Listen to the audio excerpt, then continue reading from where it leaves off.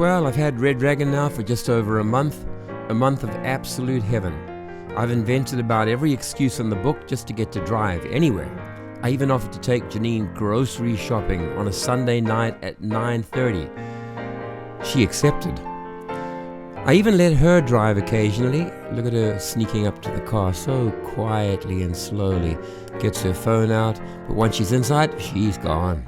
I also want to thank you for the success of my first delivery day video. I've had over 36,000 views so far, and they're still climbing. Now, the subject of today's video is exactly what I promised you. It's a carefully structured exercise to determine the answer to an important question. Do the much discussed Aero wheel covers really make a difference? A significant difference? Join me as I work hard at getting a verifiable answer to probably the most asked question on many Tesla forums. My first attempt produced an unexpected outcome. My second attempt gave me a shot at redemption and also a solid answer to the question.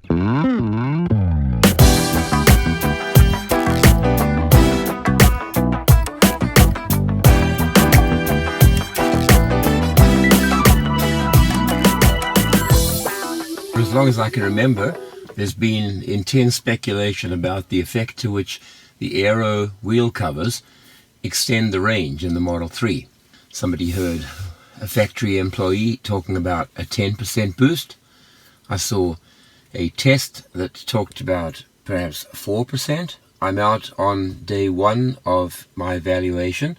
I'm heading from North Vancouver out to Squamish. I've named the trip meter Aero test. And I'm going to do part one. Today is the leg when I drive with the Aero covers on. Tomorrow morning at the same time, I'm going to be driving with the Aero covers off and doing exactly the same speed, having the same weight in the car, going out at the same time and the same temperature. And I'm going to use cruise control to a large extent to try and eliminate any possible variance in the way that I accelerate. So here we go with the trip meter zeroed out, and we're heading for Squamish. Here on the Sea to Sky Highway, halfway between the city of Vancouver and the powdery slopes of Whistler, is Squamish, British Columbia. Here we are in North Vancouver, and I am just heading on to Route 1. I'm going to be starting the test as soon as we hit the freeway. Clouds are getting tinged with orange. We're into sun-up time. I will begin the test as we hit the freeway. What I've decided to do is to put the cruise control on, and I'm going to set it to about 100 kilometers an hour. I am intending simply to let the cruise control take control of the speed. There are several hills on this particular journey. All of it is freeway until we reach Squamish, but I want to try and eliminate variance in acceleration. So by using the cruise control, we're going to be allowing the car to keep and to maintain the same speed. Sea to Sky Highway is an aptly named road that goes right down from the ocean itself, right up way beyond Whistler, which is a very famous skiing resort.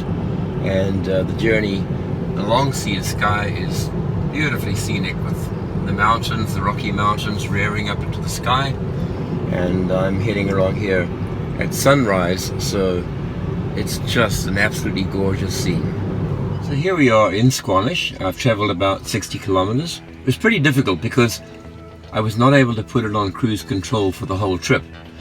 There were too many trucks and all kinds of turns and kinks and bends in the road. Nevertheless, it looks like I used approximately 7 kilowatt hours. My watt hour per kilometer rate was 123. Now, bear in mind that's kilometers, not miles. So I'll make the adjustment for that. So we're going to do the same thing tomorrow morning. Today was between 17 and 18 degrees. And we're sitting right here in Squamish. Here I am at the bingo slots, as you can see behind me there. Squamish is a town that has seen a lot of growth over the past few years because it used to be just a midway stopping point to get to Whistler. But it's actually become a fairly sought after residential market. As prices have gone up in Vancouver, people have moved out to Squamish to try and take advantage of lower pricing. And of course, what happens? The prices go up here as well. Here is Red Dragon, and I'm jumping straight back in, heading back to Vancouver. Tomorrow morning I'll do the second leg of the test, where of course I will be taking off the Aero covers and we'll be traveling with the actual rims of the car, see if that makes any significant difference at all. This is the first time I'm actually taking off the Aero covers, but I've been told it's pretty easy.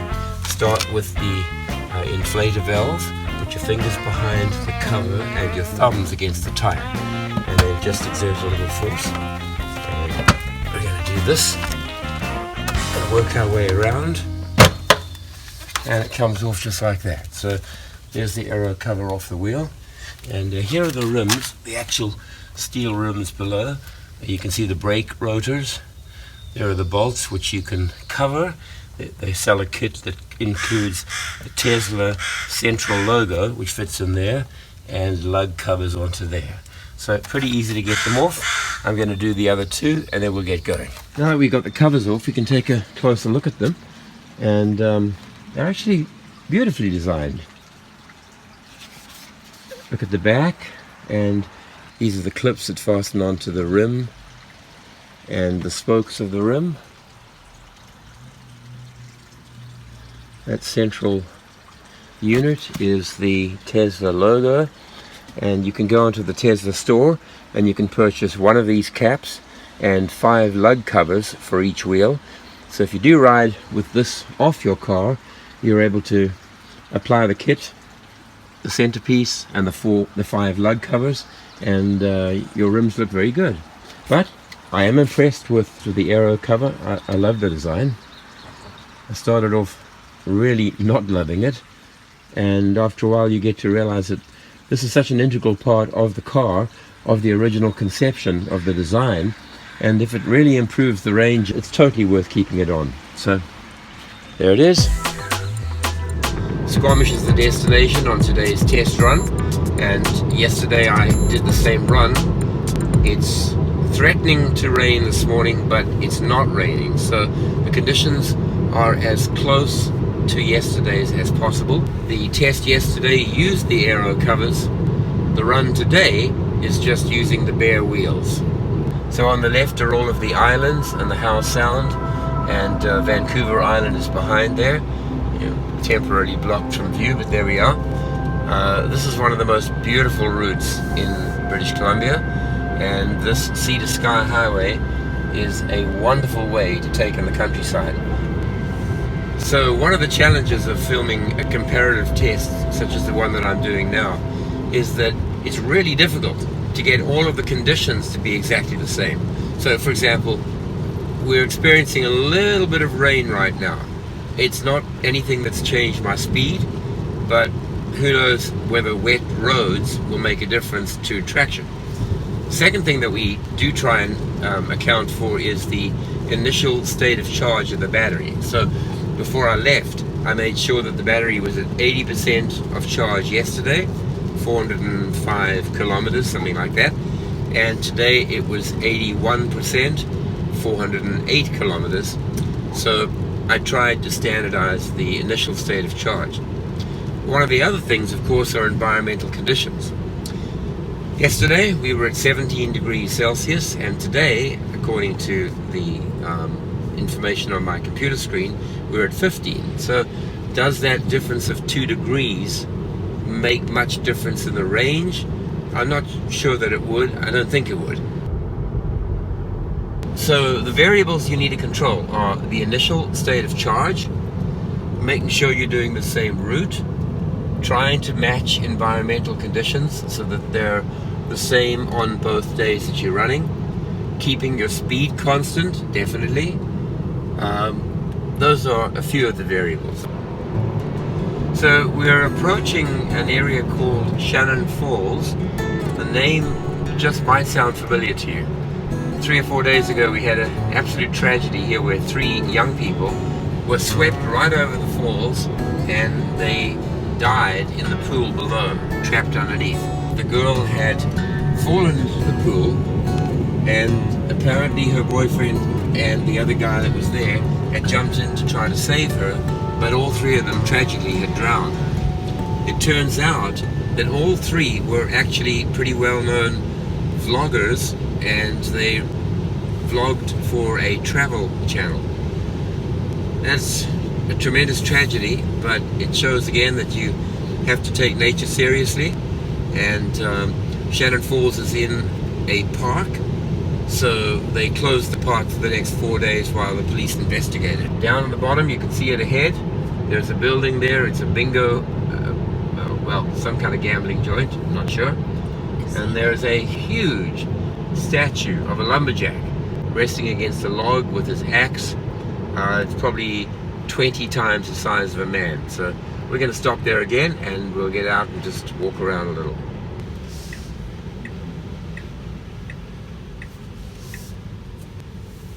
So as you can see, it's called bingo slots, and there's the old lumberjack.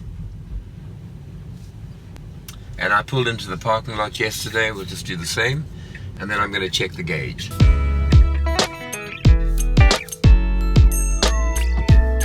Okay, let's take a look at the statistics. The trip was 60.3 kilometers. The number of kilowatt hours used today was 9. The rate at which it was consuming per kilometer was 143. Now, I'll do a conversion and post it on this video just to make it easy to compare. But we did 143. So now we're going to take a look at what the rate was yesterday, and we can make at least an initial comparison. Well, here's my Instagram that I posted from the parking lot after I finished assessing that dramatic result. All right, I'm sitting here in the parking lot in Squamish at the bingo slots just behind us. There's the lumberjack over there behind me. And I'm absolutely blown away. I never expected the difference to be this dramatic. So yesterday, we covered exactly the same 60.3 kilometers. Yesterday, we used 7 kilowatt hours of the battery, and that equated to 123 watt hours per kilometer. 143 was the amount that I used today. 123 watt hours was what I used yesterday. Initially, that looks like a very big differential. I think what I'm going to have to do because of the change in weather is to do another run on a straight highway with no curves, doing at least 50 kilometers and going at a speed of perhaps 100 to 110. And I'll try and do that over 2 similar days. But for now, the result is dramatic. We used a lot more power today with the Aero covers off, and I still can't believe the difference. Alright, I'm just going to let on-screen Peter waffle away with the sound off while I tell you the 3 factors that screwed this evaluation completely. Number 1, wet road. It always makes the road more sticky and requires more power to move the car. 2, it was 2 to 3 degrees Celsius colder, and that colder temperature did not help, but I believe that it increased the amount of power needed. But the biggest factor was number 3, and here it is. And there we are on the map, and there's my capable driver. Oops, Janine wasn't with me on day 1. Now, I'm not saying she's heavy, clearly the opposite, but the additional weight is going to make a huge difference, so epic fail on that experiment. But then there was always breakfast at the time-honored White Spot restaurant where we went for comfort food and a chance to regroup. And then it was back out on the road for the trip back to North Vancouver. As Janine drove, I thought about the problem of controlling so many variables. Then I sent out a group text to a few friends, including one who just recently purchased the Model 3. When I got a quick reply from him, I knew immediately it was the solution. Cometh the hour, cometh the man, goes a popular saying. And that man was Lane. And here was Lane's plan.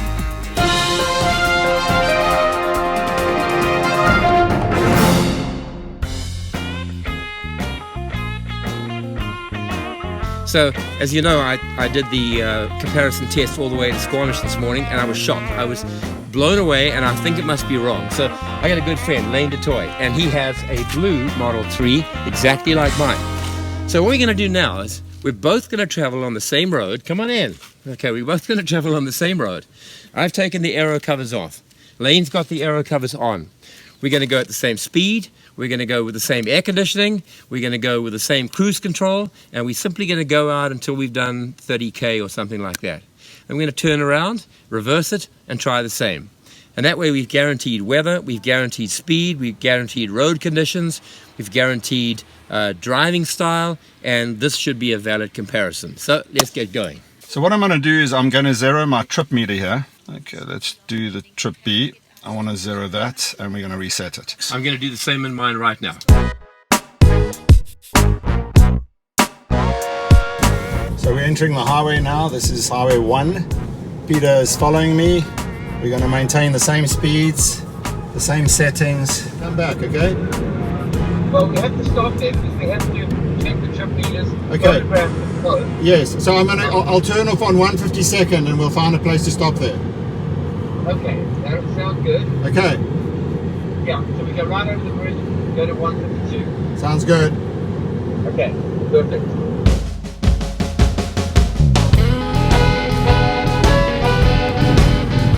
Okay, we've driven 28 kilometers, steady speed here, and Peter's tracking right next to me. Weather's very clear, dry roads, perfect road conditions. We're trying to fall back from the vehicles in front so that we don't have any of their assistance. We want as much drag as possible so we have the same drag.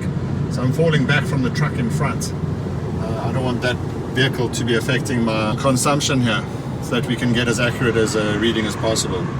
I'm in the high occupancy vehicle lane and Peter's 2 lanes over to me, and vehicles are passing me between the two of us. Here's where we stopped and then turned around to make the return trip. You let that car come in. Yeah, I did. I should never have. Okay, stick with me. It's all right. Stick closer. I'll catch you on the freeway for sure.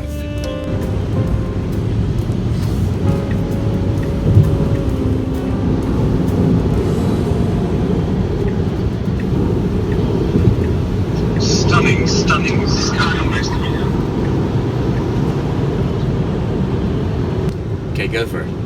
Lane is riding in the car behind. We're doing exactly the same speed. We have the aircon to the same temperature and the same fan speed.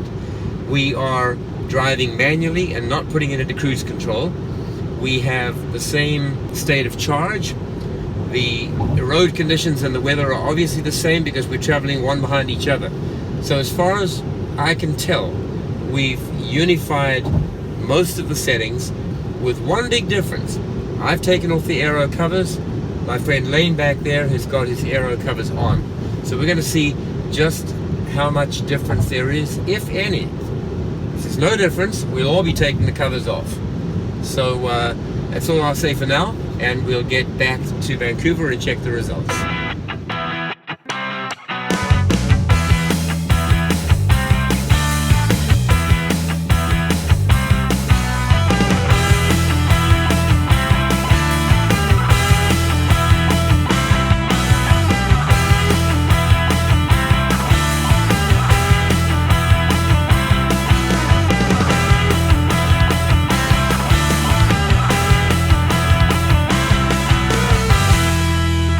Peter used 162 watt hours per kilometer. I've only used 157, so I'll take those five extra watt hours divided by 157, so it's roughly 2%. Yeah. And if you multiply that by the range of the car, 510 kilometers, basically you're getting about 16 kilometers extra on a full charge. Right. So it's actually 498, so that would come to like 15.9 or something like that. About 16 kilometers. Yeah. So if the plastic covers are a problem for you, if you don't like them, you're basically losing very little over a full range. Yeah, so you lose about 16 kilometers on a full tank, and there's an actual measurable 3% difference. Yes, and I use that word tank very loosely, Peter. Okay, we're trying to get away. Yeah, we're getting from away the from ice. the ice concept here. Yes. All right. Well, Lane, thanks for helping in the experiment. That was and great. I know now to keep them on, and I do like them. They remind me of the pansy shell. Remember those things on the beach? Those shells. Yeah, They're like that's urchins, right. okay? Yeah, that's the pansy shell. They look exactly like that. Cool. So there it is. I'm fairly confident I can stand behind the final experiment, and kudos to Lane for the idea. Look, around town I don't think it matters really much. The wheels actually look good without the covers, but on a long trip you can bet I'm absolutely going to want to take advantage of the extra 16 kilometers. Thank you so much guys for watching this video. Can I encourage you to hit the subscribe button and the like button if you found the video entertaining and useful. Next video I'll be posting is the experience of getting my car wrapped and ceramic coated. Please subscribe and hit the notification button so you can be notified when it goes up.